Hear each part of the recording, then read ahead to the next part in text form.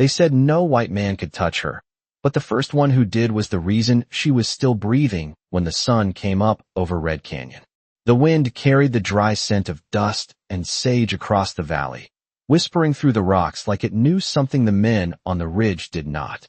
Ethan Cole stood knee-deep in the shallow creek, his hands steady despite the cold bite of the water, holding the weight of a woman who, by every rule she had ever lived by, should never have been in his arms.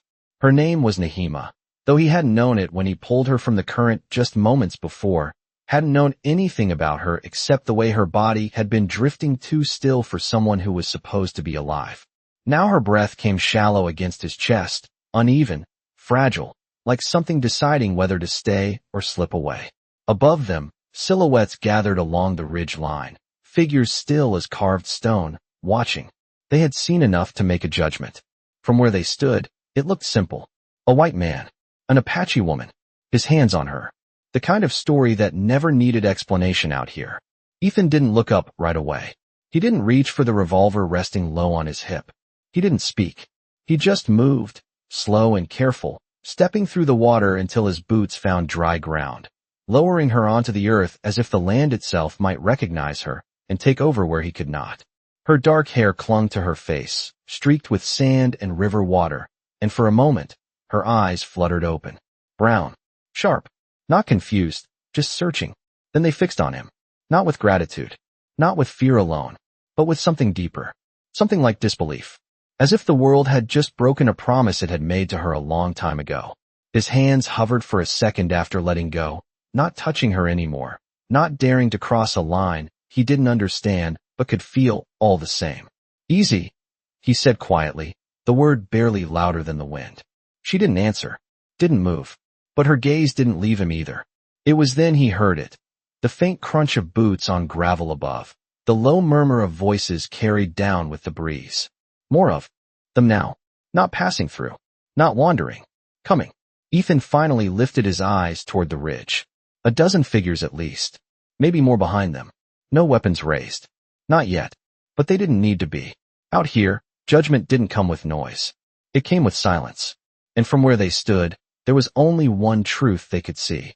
A boundary had been crossed, and the man standing in the dust below was the one who crossed it. The first thing Nahima felt was not pain but the ground beneath her, solid, unmoving, familiar in a way that steadied something deep inside her chest.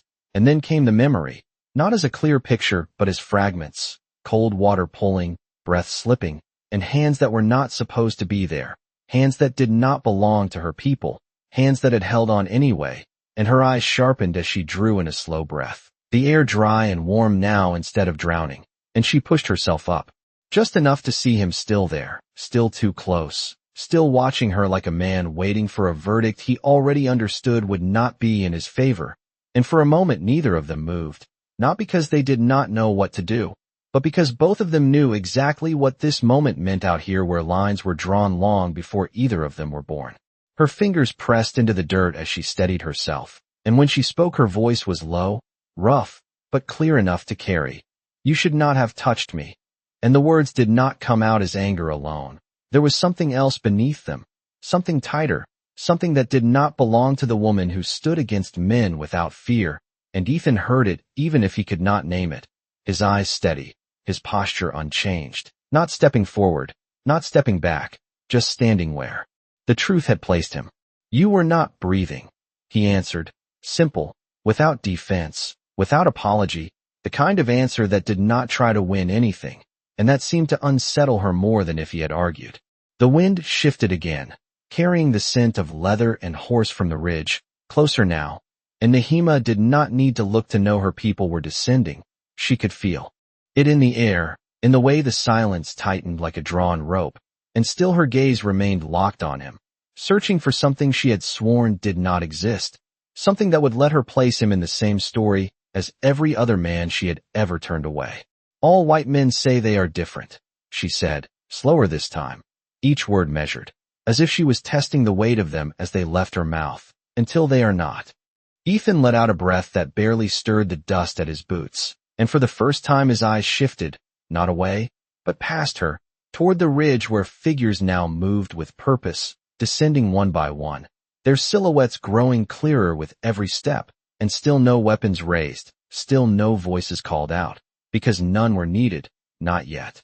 Maybe, he said, and there was no challenge in it, no attempt to convince, just a quiet acknowledgement of a truth he knew he could not change with words, and that answer lingered between them in a way neither of them expected, heavier than any argument. Nahima's hand moved instinctively to her side where the ache had settled, and she paused, noticing the way the fabric had been adjusted, not torn further, not mishandled, but set back in place with care that did not belong to someone careless. And her eyes flicked down for the briefest second before returning to him, sharper now, more uncertain, as if the ground beneath her certainty had shifted just enough to feel it. The sound of boots meeting dirt reached them then, closer, unmistakable, and this time she did turn, her posture straightening despite the lingering weakness, her shoulders squaring as the first of the warriors stepped into the open space behind her, their presence filling the air without a single word spoken, and Ethan remained where he was, not reaching for his gun, not raising his hands, just standing in the space between what had happened and what was about to be decided, while Nahima stood between two truths she had never expected to face at the same time, one behind her, one in front of her, and for the first time since she had spoken those words that had become her shield, she did not know which one would hold. The first warrior stepped forward without a sound, his boots settling into the dust as if the earth itself recognized him, tall, broad across the shoulders, his face marked not with anger, but with something far more dangerous out here, certainty, and behind him the others formed a quiet line that stretched along the edge of the clearing, not surrounding, not yet, just present in a way that made it clear there would be no leaving this moment unfinished. And Nahima felt it before she turned fully, the shift in balance, the weight of eyes that had known her since she was a child, now measuring her in a way they never had before. The man who stepped closest did not look at Ethan first. He looked at her, and in that look there were questions, not spoken, but heavy, sharp, waiting, and she held his gaze without lowering hers, though something inside her did not sit as steady as it always had, because the story they believed they were seeing was simple, and the truth she stood inside was not. Nahima, the man said. Her name carried low, controlled, but firm enough that it was not a greeting. It was a demand for clarity, and only then did his eyes move, sliding past her to the man still standing a few feet away, unmoving, unarmed in posture if not in fact, and the silence between them stretched long enough to make the wind feel loud. Ethan did not speak, did not reach, did not offer explanation, because he understood something that many men did not out here, that words, especially his words, would only make this worse. And so he stood with the same stillness he had carried since the moment he had pulled her from the water, letting the truth exist without decoration, and somehow that stillness unsettled the air more than any sudden move could have. Nahima felt the pull of two directions, one that had been carved into her over years of watching, learning, surviving, and another that had arrived only moments ago in the cold rush of water and the unexpected grip that had refused to let her slip away. And for a brief second she closed her eyes, not in weakness, but in choice, gathering what mattered before the moment moved past her control. When she opened them again, they were clear, but not the same. He crossed the water, she said, her voice steady, carrying just enough to reach every ear without rising, when he should have stayed away. The words settled into the space like stones, familiar, expected, something the men behind her could understand, could accept, and for a heartbeat it seemed as if that would be enough, that the world would fall back into its usual shape, lines restored, meanings simple again. But she did not stop. Her hand, still faintly trembling from what her body had endured, lifted slightly, not pointing, not accusing, just marking the space between them as if it held something neither side could fully claim. And he pulled me out, she added, quieter now, but the kind of quiet that forced people to listen harder, and that second sentence changed something, not loudly, not completely, but enough that the man in front of her did not move right away, did not speak, and behind him one of the others shifted his weight just slightly, as if the ground had adjusted under his feet. Ethan's gaze dropped for the briefest moment, not in submission, but in acknowledgement, as if the truth she had chosen to speak belonged to her, not him, and then he looked back up, meeting the eyes of the man now measuring him not as a stranger alone, but as something more complicated, something not yet decided.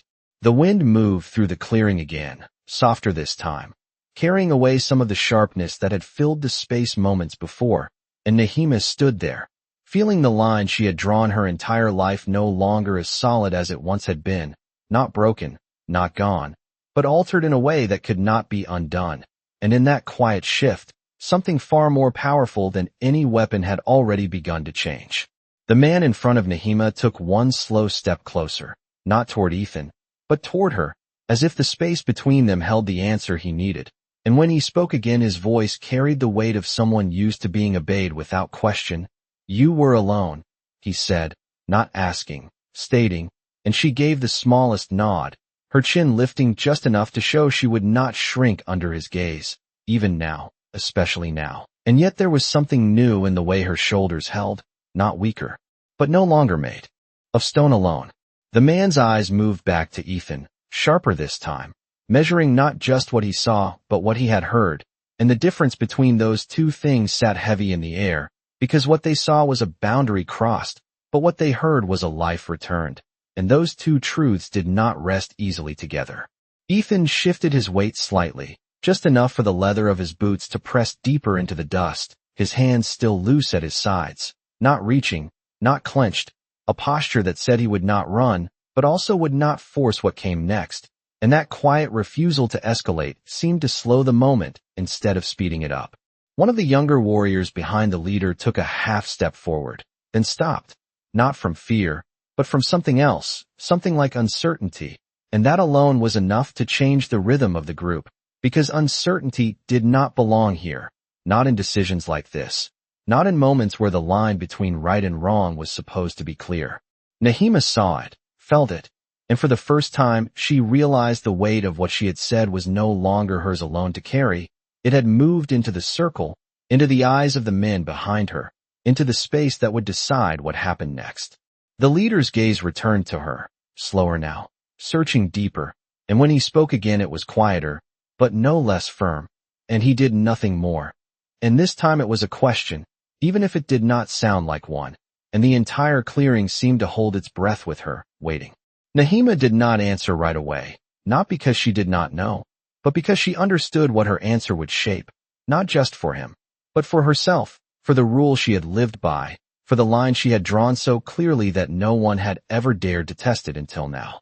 Her eyes flicked to Ethan again, just for a moment, long enough to see that he was not looking at her for permission, not waiting for her to save him, not asking anything at all, and that, more than anything, settled something inside her that had been shifting since the water.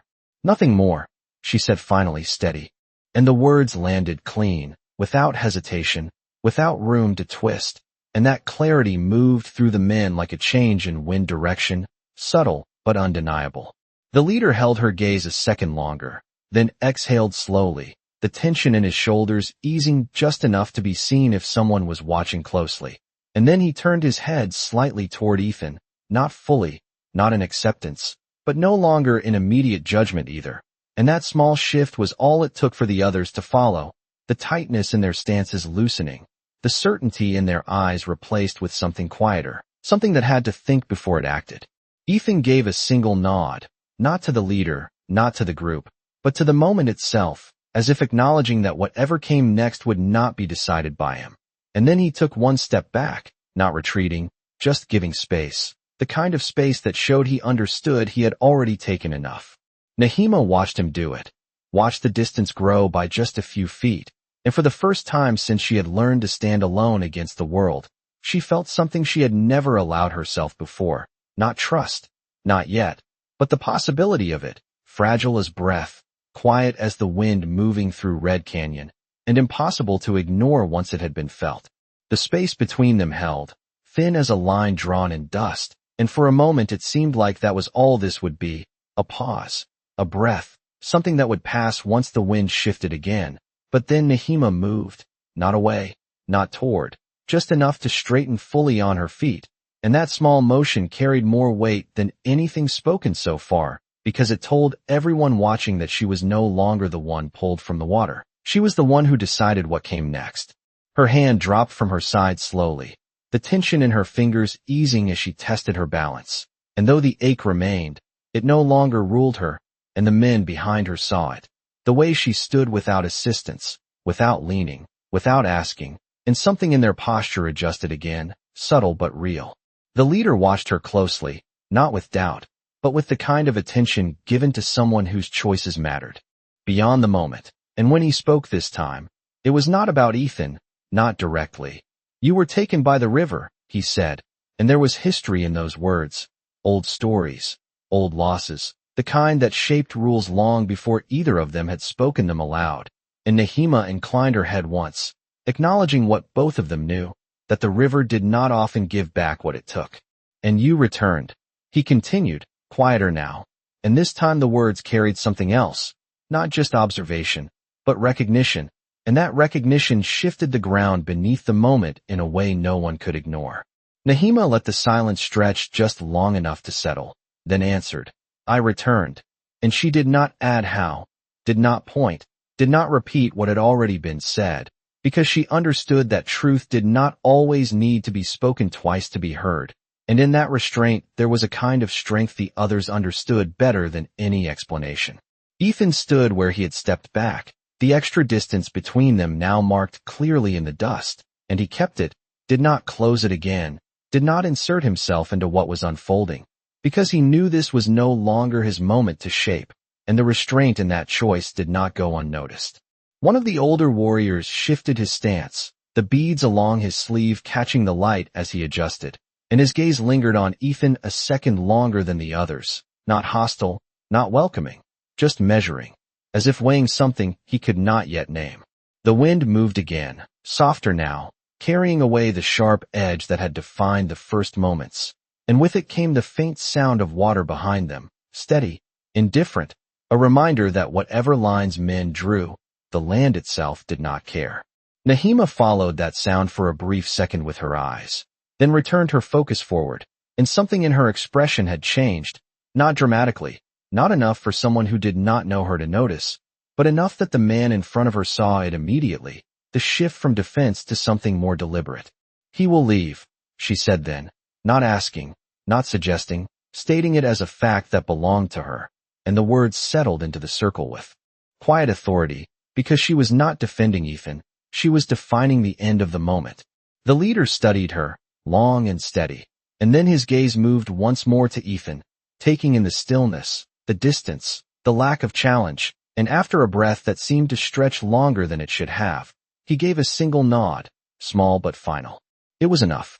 The tension that had held the group together like a drawn line eased, not disappearing, but no longer pulling tight, and one by one the warriors shifted, their attention no longer fixed in the same way, their stance opening just enough to show that whatever judgment had been forming had changed direction.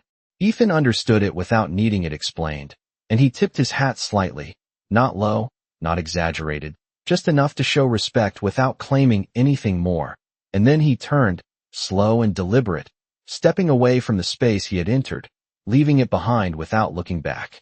Nehema watched him go, her gaze steady, her posture unchanged, and as the distance grew, she felt the absence of something she had not realized had been there, not his presence exactly, but the question he had left behind, and for the first time in a long while, she did not close herself against it. She let it remain, quiet and unresolved, like the wind that never stopped moving across Red Canyon. The sound of Ethan's boots faded into the open land, steady at first, then softer, until it became just another part of the wind moving through the canyon. And still Nehema stood where she was, her eyes fixed on the space he had left behind, as if something invisible lingered there, something she could not name, but could not ignore either. The others began to move around her, not with urgency, not with concern, but with the quiet efficiency of people returning to a world that had briefly paused, and yet none of them spoke to her right away, because they understood that whatever had happened by the water had not ended when the man walked away. It had followed her back, settled into her posture, into the way her shoulders held just a fraction differently than before. The leader turned slightly, gesturing for the others to give her space, and they obeyed without question, stepping back just enough to leave her alone. In the center of the clearing, not isolated, but unpressed, and that space carried its own kind of respect. Nahima drew in a slow breath, the air warm now against her lungs, and she looked down at her hands, turning them slightly, as if expecting to see something different, something changed, but they looked the same, steady, strong, untouched by anything visible, and yet she could still feel it, the memory of being held when she had not chosen it, the moment when the world had not followed the rules she had built to keep it simple. She closed her fingers into a loose fist, then released them again, testing not her strength, but her certainty, and it did not return as quickly as it always had before. "You allowed him to walk," one of the older men said from behind her, his voice calm, not accusing, but not empty either, and she did not turn to face him, not yet, because she knew the question beneath the words was not about what Ethan had done, it was about what she had decided.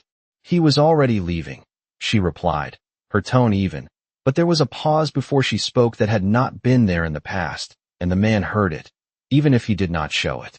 The leader stepped forward then, his presence returning to her side, not imposing, but close enough to be felt, and when he spoke, it was softer than before. "The river does not choose who it returns," he said, and the words settled into the air like something old, something passed down, and Nahima nodded once, slowly, because she understood the meaning, that survival was not always a matter of strength alone. She lifted her gaze toward the horizon where Ethan had disappeared, the land stretching wide and empty in that direction, and for a moment she let her eyes follow the faint trail of disturbed dust his steps had left behind, already fading, already becoming part of the land again, and something in her chest tightened, not from pain, but from recognition of a question she had never needed to ask before. "He did not ask for anything," she said quietly, more to herself than to them, and that was the part that did not fit, the part that refused to settle into the patterns she understood, because every story she had lived had taught her that a man who crossed a line always wanted something in return, always took more than he gave, and this time, nothing had been taken, only something returned. The leader watched her carefully, seeing the shift not as weakness, but as something more complex, something that could not be solved by command or corrected by rule, and after a moment he inclined his head slightly, a gesture that acknowledged the change without forcing it into shape. "Then you will remember," he said, and there was no instruction in it, only acceptance that whatever this was, it would stay with her whether she wanted it to or not. Nahima did not answer, because there was nothing to say that would make it simpler, and as the wind moved again across Red Canyon, lifting small trails of dust into the air, she stood there between what she had always known and what she had just learned, and for the first time, she did not try to choose one over the other. She simply stood in the space where both existed, quiet, unsettled, and undeniably real. The sun had climbed higher by the time Nahima finally turned away from the river, its light stretching long across the canyon walls and settling into the dust like a quiet reminder that the world had not stopped for her uncertainty. And still, something in her step was different as she began walking back toward the narrow path that led to higher ground, not slower, not weaker, but measured in a way that suggested she was no longer moving only by instinct.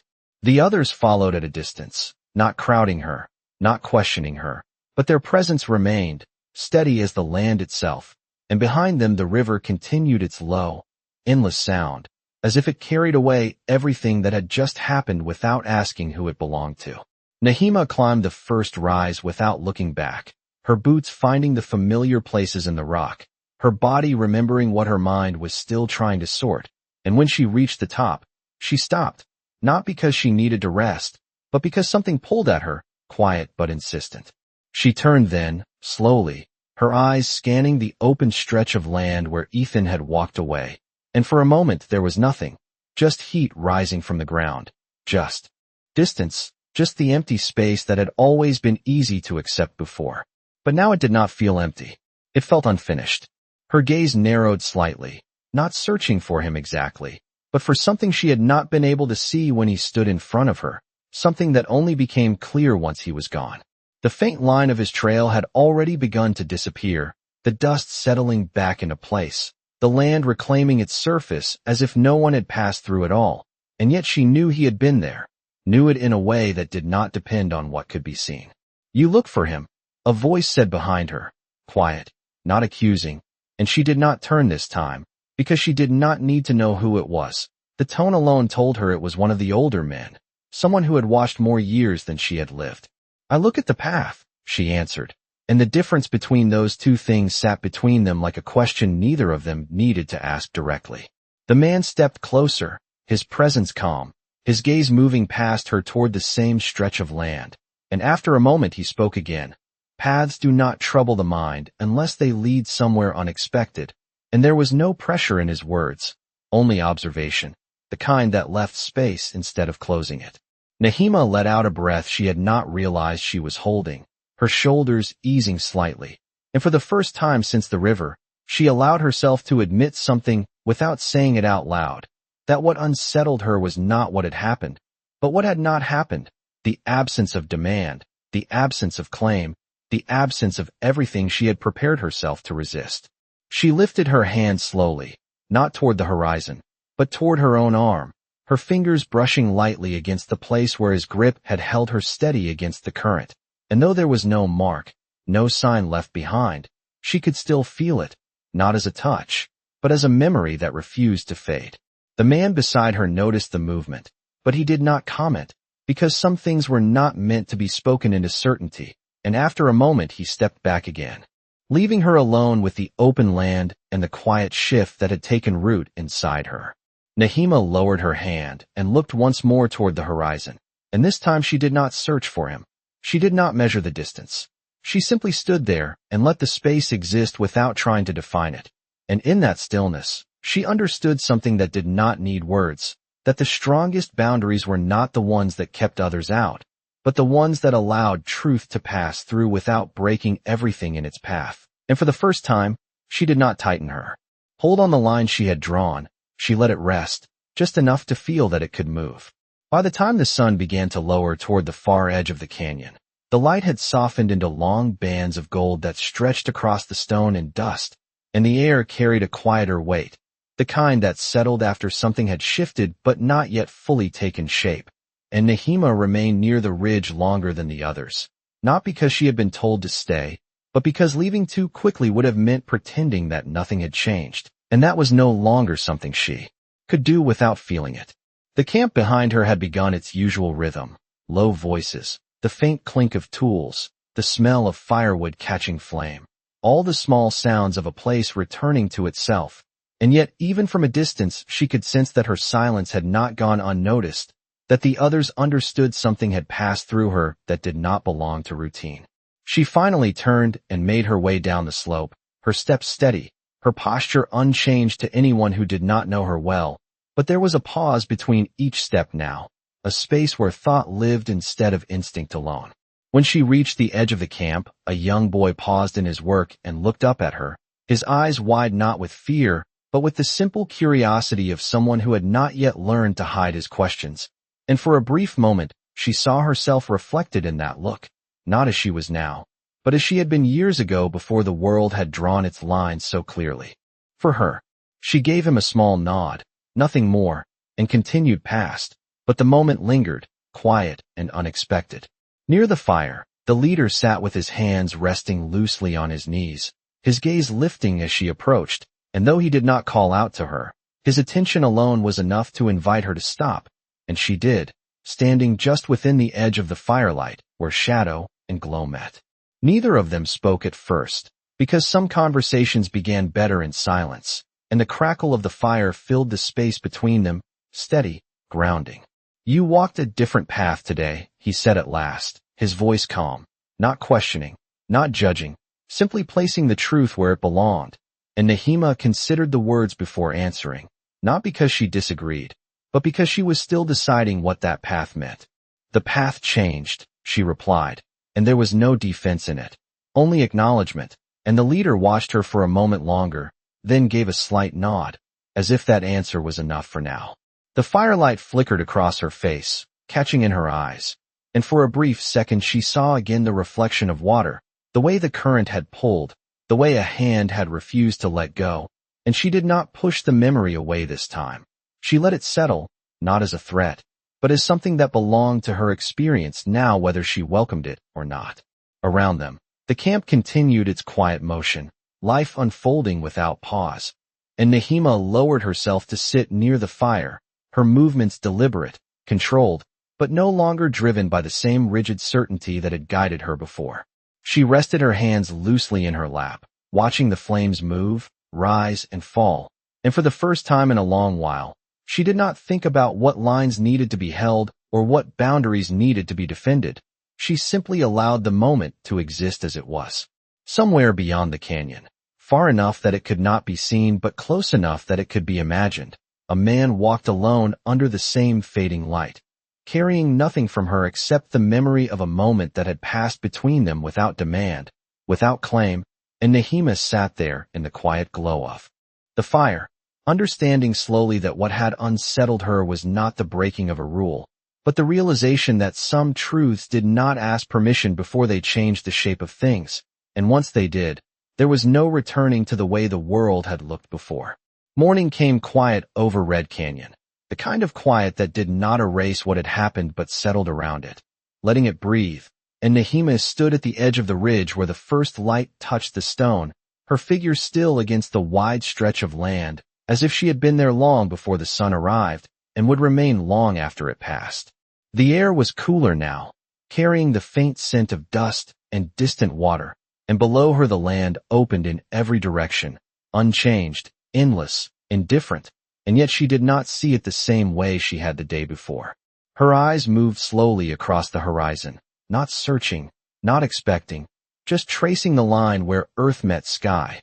And for a moment she allowed herself to remember without resistance the weight of the current, the unexpected steadiness of a hand that had not belonged there, and the silence that had followed when nothing had been taken in return. Behind her, the camp was beginning to stir, low voices, the soft movement of people rising into another day, but she did not turn toward it yet, because there was something in front of her that needed to settle first, something that had no name but carried weight all the same. The wind shifted gently, brushing against her face, and she lifted her hand again without thinking, her fingers resting lightly against her arm where there had never been a mark, only the memory of one, and this time she did not question it, did not measure it against the rules she had lived by. She simply acknowledged that it had happened, that it mattered, and that it had changed something she could not return to what it had been before. Far in the distance, too far to see clearly, a small movement crossed the land, a figure, or perhaps only the suggestion of one, and she did not narrow her eyes to confirm it, did not step forward to follow, because whether it was him or not no longer needed to be proven. The truth of it did not depend on sight. She lowered her hand slowly and let it rest at her side, her shoulders easing in a way that was almost imperceptible, and for the first time, the line she had drawn her entire life did not feel like something that needed to be held tight. It felt like something she could carry without fear of it breaking. The leader's presence came up behind her, quiet as always, and he did not speak right away, standing beside her in the same direction, sharing the view without claiming it, and after a long moment he said only, "The land remains," and she nodded once, because that was true. It always had been, it always would be. But as she stood there, feeling the wind move past her, feeling the memory settle into something steadier, she understood another truth that did not need to be spoken, that sometimes it was not the land that changed, but the way a person stood upon it, the way they chose to see what was in front of them. She turned then, finally, not away from the horizon but back toward the camp, toward the people who had always been her world, and her steps were steady, sure, but no longer closed. And as she passed through the edge of the firelight once more, she did not carry the same weight she had before, not because it was gone, but because it had found its place within her. Somewhere beyond the canyon, a man continued on his path without looking back, and she did the same, not because the moment between them meant nothing, but because it had already given what it needed to give, quiet, complete, and unspoken, and in that silence, something stronger than distance remained.